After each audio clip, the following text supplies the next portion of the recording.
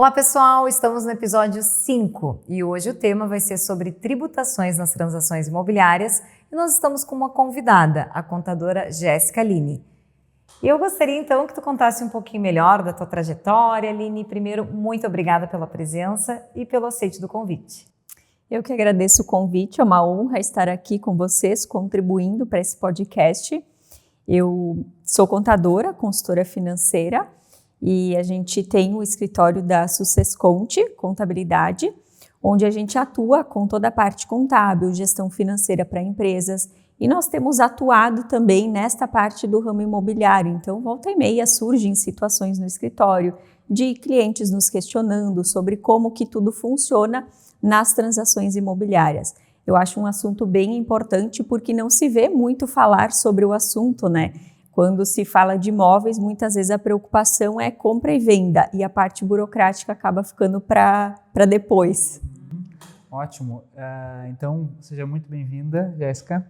E eu já começo então te perguntando o que chega mais no escritório de vocês com relação à compra e venda, seja para declaração do imposto de renda, que muita gente fica preocupado na hora de declarar essa compra e venda, e também sobre a questão da tributação, dos impostos, quando tem essa compra e venda. O que chega dos clientes com maiores perguntas?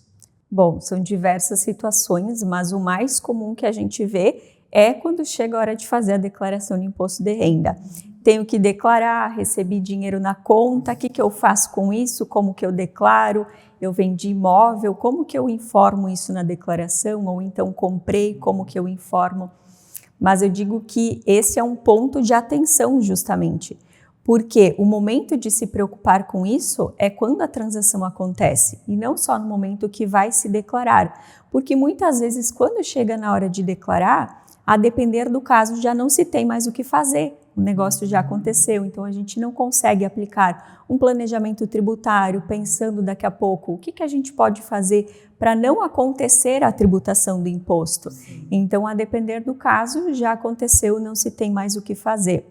Até porque nestas transações, quando existe compra e venda de imóvel, quando tem ali a tributação, existe uma declaração específica que precisa ser feita, que é diferente da declaração de imposto de renda. Só que muita gente não sabe, então vai lembrar disso somente quando precisa fazer a declaração. Então eu digo que essa transação imobiliária, seja de quem está vendendo, quem está comprando, ela precisa ter também o planejamento nesta parte de documentação, de tributação, quando ela está acontecendo, né? Então a gente sabe que não é o comum, mas a gente sempre orienta os clientes, olha, quando aconteceu uma coisa, procura a contabilidade, procura a orientação, né? E uma das coisas que a gente vê também acontecendo é às vezes situações em que ainda não se tem o documento formal, o registro ali no cartório. Então existe muitas vezes um contrato só de compra e venda. Como que eu declaro isso? Como que eu informo? Então a gente sempre fala, cada caso é um caso, tudo precisa ser analisado separadamente. Mas sim, a gente tem algumas tratativas que a gente trata de forma geral, né, que pode ser aplicado ali nessas transações. Mas sempre é importante, né, na dúvida, buscar orientação profissional. Sim. Até vocês, né, que atuam nessa área, né, corretor ali, quando vai fazer a transação, é comum que o cliente questione o corretor sempre que está atendendo, né? Como que eu faço? Então, em alguns casos, realmente é só buscando ajuda, orientação ali para poder entender o caso mais a fundo, né? Sim, Jéssica, e essas orientações, elas são extremamente importantes quando a gente fala de compra e venda de imóvel. Isso é uma das perguntas e das dúvidas que eu mais recebo, principalmente quando a gente está chegando na etapa das propostas, negociações. Existe muito aquela situação, quanto nós vamos colocar no valor da escritura? Tá, mas enfim, quanto tu tinha declarado este imóvel anteriormente? Quanto tu quer declarar agora? Afinal, existe daí um ganho de capital nisso? E essa é uma pergunta que eu gostaria, né, que tu falasse um pouquinho do lucro imobiliário ou ganho de capital, como alguns comentam. Sim. Principalmente quando que, de fato, se tem um lucro imobiliário, quando que se tem que pagar esse imposto referente ao lucro imobiliário, porque muitas vezes a gente sabe que não é sempre que se tem a cobrança, né, desse ganho, né? Desse ganho de capital. Então, em que situações que existe e situações que não existem essa questão do ganho de capital? Sim. Bom, o ganho de capital ele acontece quando existe lucro na venda, né? Então, o nome é ganho de capital, mas se traduz como lucro ali na operação, né? E uma coisa que eu vejo que muitas pessoas confundem é o valor que o imóvel vale versus o valor que vende e entendem isso como ganho de capital, só que na verdade é o valor que foi pago na compra versus o valor da venda. Então a diferença se tem ali o lucro sobre essa transação, né? Então o imposto ele incide somente sobre esse lucro, não sobre o valor total do imóvel que foi vendido. Só que às vezes acontecem situações em que a pessoa tem um imóvel já há muitos anos e realmente, se a gente for olhar o valor de compra lá há muitos anos atrás, ele é muito abaixo do valor de mercado hoje. Então, obviamente, se vai ter um lucro muito significativo nessa transação. Mas ainda assim, o que a legislação trata? É compra menos o que vendeu. Isso é lucro imobiliário. Sobre esse valor, aí sim se calcula o imposto. Claro que existem situações de isenção de imposto, então a depender do caso a gente consegue trabalhar essa isenção, trabalhar daqui a pouco um planejamento, o que eu posso fazer com esse valor que eu tive de lucro, a depender do caso, através de um planejamento tributário, a gente consegue encaixar num caso de isenção. Então, o lucro, a gente fala, né, de imposto de renda sobre esse valor de lucro, né? Então, o imposto de renda, ele varia conforme o valor que teve ali de lucro. Então, ele é de 15% até 22,5%. E a gente consegue aplicar casos de isenção quando a pessoa, por exemplo, faz uma venda de um imóvel de até 440 mil. E nos últimos 5 anos ela não teve outra transação imobiliária, ela não fez outra venda de imóvel. Então a gente consegue encaixar num caso de isenção. Então mesmo que ela tenha tido um lucro ali na transação, ela consegue se encaixar num caso de isenção por conta do valor, né, e atender esse outro requisito. Inclusive, Jéssica, aproveitando pegar o gancho que tu está falando, existem alguns clientes que dizem assim, não, mas eu acho que se eu comprar em 6 meses algum imóvel, né, eu vou conseguir zerar esse lucro. Como é que funciona? Eu queria que tu explicasse um pouquinho melhor, porque isso é uma conversa muito habitual entre as pessoas que estão comprando. Sim. É que isso se encaixa num outro caso de isenção, mas tem algumas particularidades que precisam ser observadas se realmente dá para aplicar essa isenção. Então, para a gente conseguir, de fato, a isenção do imposto de renda nessa operação de 6 meses, a pessoa vai ter ali um lucro, né, na venda do imóvel, mas ela não pode ter outro imóvel residencial no nome. Então, se no prazo de 6 meses ela vendeu o imóvel e aplicar o valor dessa venda na aquisição de um outro imóvel, aí sim ela se encaixa num caso de isenção. Mas vamos supor, a pessoa já tem um outro imóvel, às vezes já tem uma casa, tem uma segunda casa, um apartamento, eu vendi um dos imóveis, vou aplicar o valor dessa venda na aquisição de outro, mas eu permaneço com outro imóvel que eu já tenho. Então, nesses casos, não se aplica a isenção, porque a pessoa já tem outro imóvel. Então, a gente realmente só consegue usar a isenção quando é o único imóvel que a pessoa tem e ela aplica o dinheiro da venda na compra de um novo imóvel. E isso também só se aplica para imóveis residenciais. Eu ia te fazer esse questionamento. Rural, no não. caso, rural e nem Comercial. Não, só residencial. Entendi. Exatamente. Então, se a pessoa quiser investir depois para daqui a pouco diminuir alguma questão de impostos, em comercial nem sempre se aplica. Não, a isenção não. Perfeito. Jéssica, tu comentou lá no início que também chega muito para vocês no escritório a questão da declaração de imposto de renda. Recentemente, né, já finalizou o prazo, mas tenho certeza que alguma situação lá no escritório deve ter aparecido. Se trabalha muito, né, com aquelas promessas de compra e venda, né? Não é escritura, não estamos falando do próprio registro imobiliário, né, da transferência da propriedade, a gente está falando de uma promessa de compra e venda. Como que essa promessa entra na declaração de imposto de renda? A gente avalia primeiro como que tudo isso foi descrito, porque tem N situações. Então, tem aquelas negociações em que se faz direto entre comprador e vendedor, tem aquelas negociações em que envolve banco também. Então, tudo depende de como que foi tratado isso ali nessa negociação, né? Mas a partir do momento que a gente tem um documento que comprove que existe uma transação, existe uma negociação entre duas pessoas, isso já cabe, né, ali na declaração de imposto de renda. Então a gente já consegue informar, claro que sempre observando tudo que está descrito ali no documento, exatamente como foi combinado. Inclusive, a gente tem casos no escritório que a gente atendeu agora no último ano, que teve essa situação em que o imóvel ainda não está 100% pago, porque foi feita uma negociação ali entre comprador e vendedor. Então, a gente declara ali somente o valor que de fato já existe ali a comprovação do pagamento, que já está acordado no contrato. E depois, sim, quando sai a escritura, quando sai o registro desse imóvel, aí a gente modifica isso ali dentro da declaração. E aí atualiza na outra declaração, isso, né, aí, isso Perfeito. Aí, atualiza. Perfeito. Inclusive, agora eu lembrei de outro caso também que a gente atende no escritório, que é um cliente que vendeu o imóvel já há bastante tempo e foi sujeito ao ganho de capital, e tem também este contrato de compra e venda, onde todo mês o cliente recebe uma parcela. Então, foi uma negociação direta. Então, todo mês a gente precisa gerar essa guia de imposto, porque ela é calculada sobre a parcela. Então, não é um imposto pago total lá na venda, porque ele está recebendo de forma parcelada.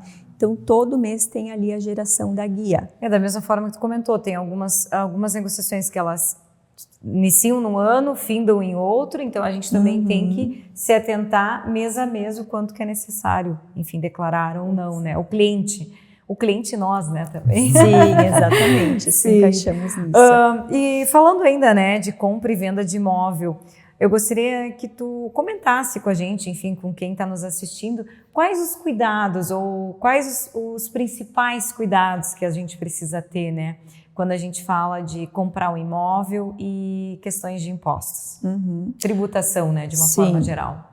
Normalmente a preocupação é comprar e vender, né? Se preocupa com o valor, com a negociação e o restante, às vezes nem lembra que tem que cuidar, né? Exatamente. Mas uma das coisas que eu digo assim que é primordial é sempre avaliar primeiramente todo o investimento que existe por trás, porque não é só a negociação comercial que existe ali. Então, o comprador, ele vai ter alguns custos adicionais, como, por exemplo, o imposto pago ali na prefeitura para poder, de fato, adquirir o imóvel, ter a escritura, as custas ali de registro deste imóvel, né?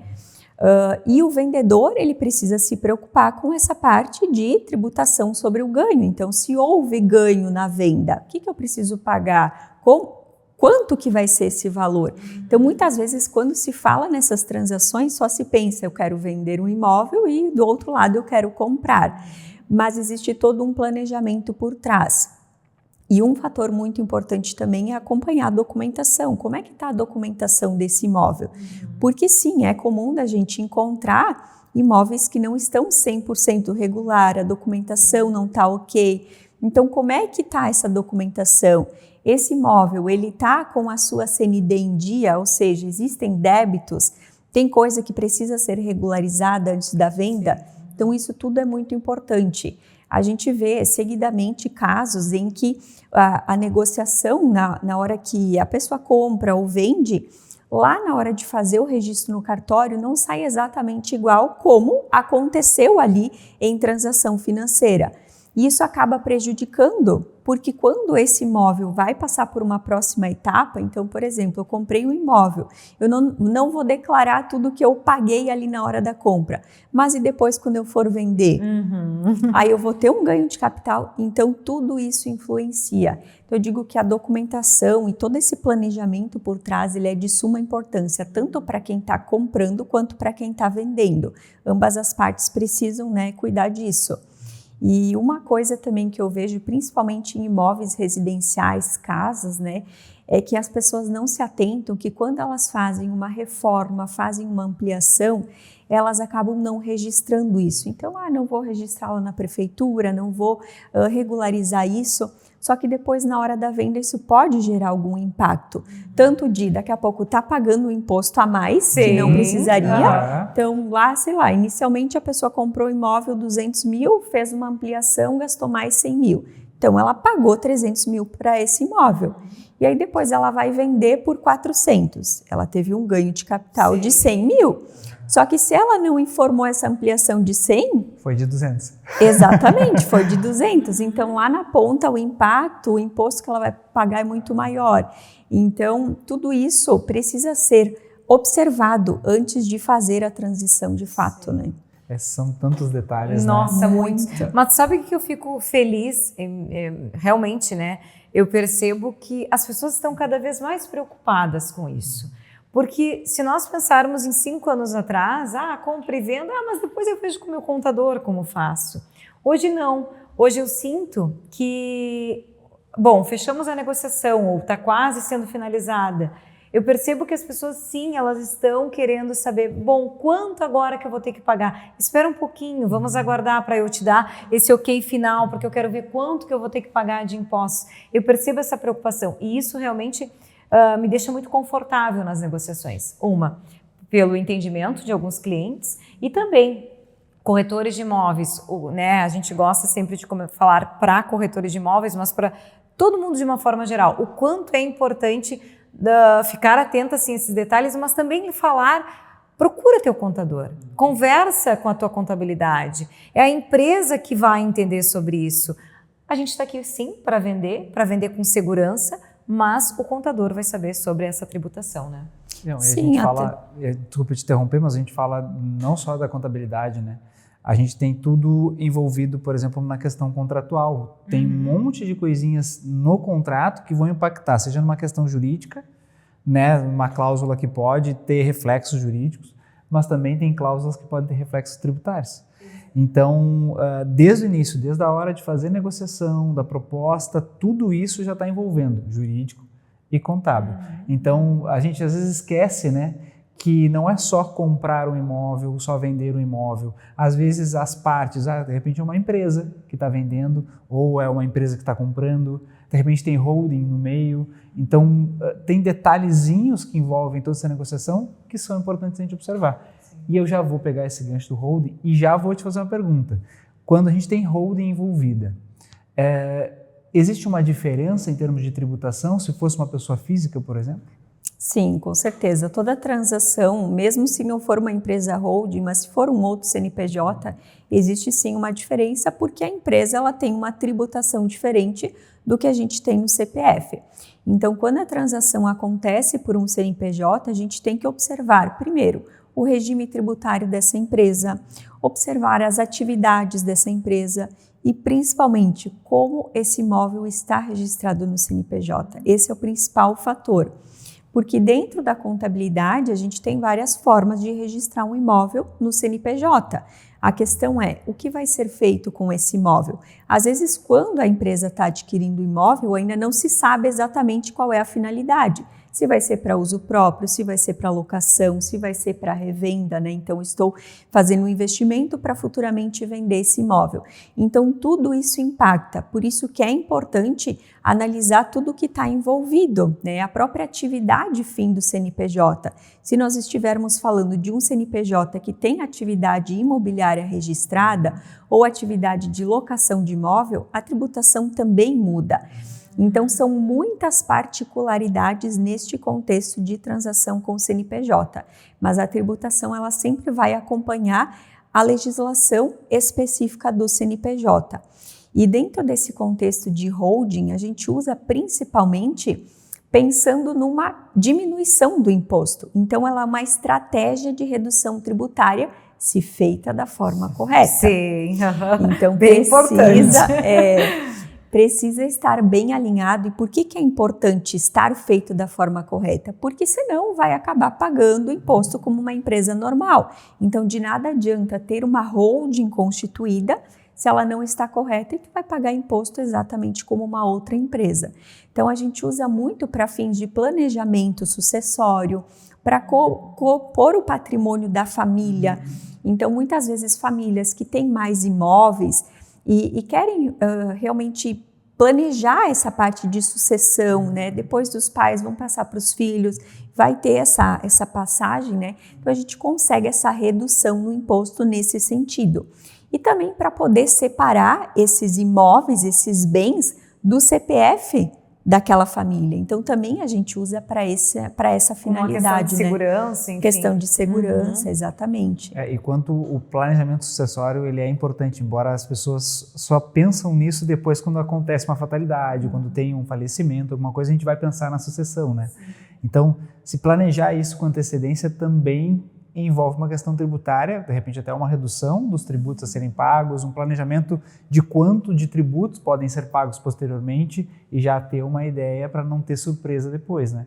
Então, eu acho que essa ideia de holding, né, de tentar fazer esse planejamento sucessório é tão importante quanto analisar qualquer outra questão, porque o que acontece em muitos casos quando chega para um advogado é agora faleceu, tinha vários bens em seu nome, eu tenho que fazer todo o planejamento sucessório agora, na verdade deveria ter feito, não fiz, e agora como é que fica essa questão, né, de divisão de bens e assim por diante, impostos. Então, se isso for já consultado antes, bastante antecedência, seja com um contador, com um advogado, como isso seria facilitado, né? Sim, com certeza. Até em questão de redução de custos de todo o processo. Sim. Porque hoje um processo de inventário se torna muito custoso, né?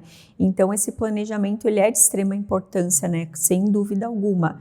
E a gente vê também essa preocupação em relação que tu citou antes, né, Lucélia, sobre as pessoas quererem fazer da forma certa, muito porque a gente vê que tecnologia está aí, inteligência artificial está aí, então a tendência é que o cerco se feche cada vez mais. Então o risco que se corre por fazer algo de forma indevida, por não declarar exatamente aquilo que precisaria, por fazer daqui a pouco uma questão de transferência de bens, no caso de sucessão, sem planejamento, isso acaba gerando muito impacto e principalmente risco. Sim. Então, por isso que também é importante procurar ajuda profissional antes que o problema aconteça, porque depois muitas vezes não se tem muito o que fazer, né? Exatamente. Só resolver, mas não existe o planejamento antes, né? E eu sempre digo, né, para isso que estão os profissionais por trás, realmente para minimizar esses riscos, mas também para auxiliar as pessoas que realmente estão pensando em comprar imóvel ou tem essa questão também de um planejamento, né, sucessório.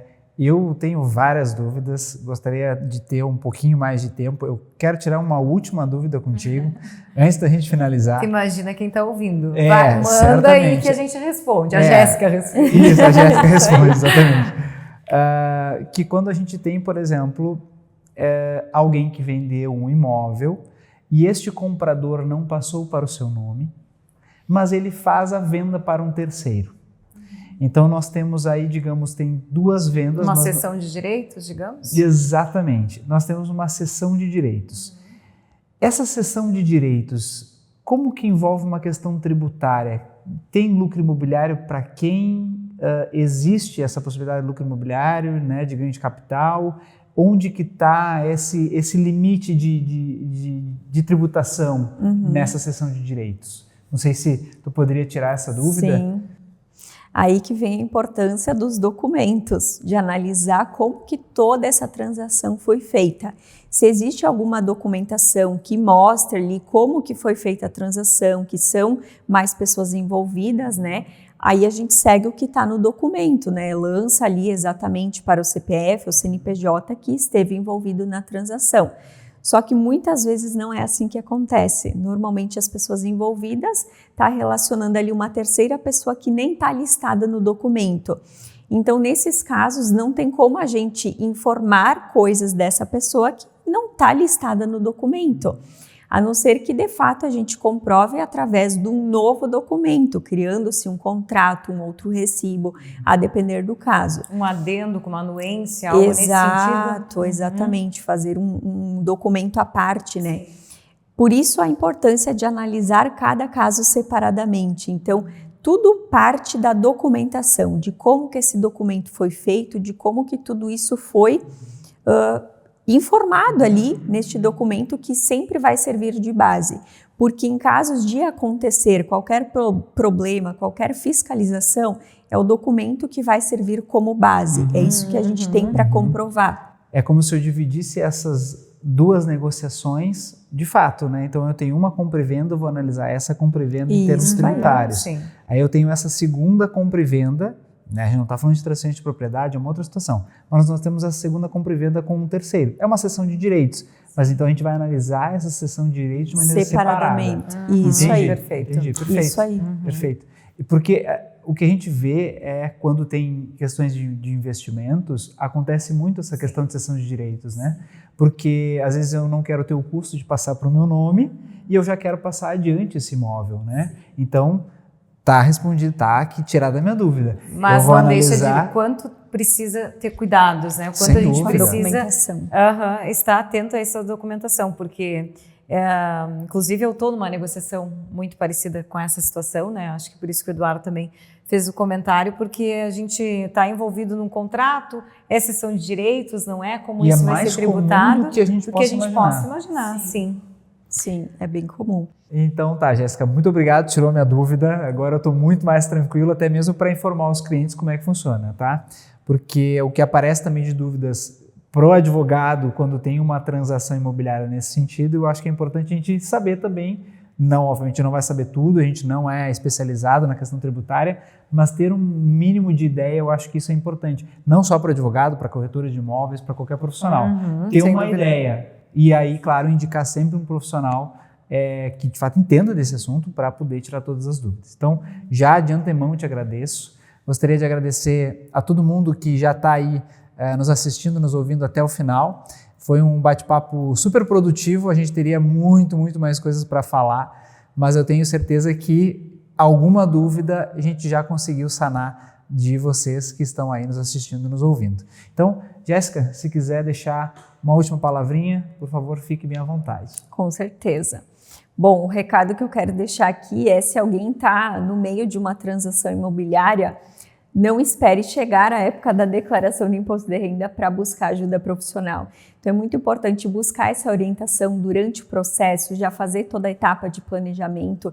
Então a gente tem, né, várias áreas aqui que estão envolvidas na operação, desde a corretagem, na questão do contrato ali, né, de orientar também.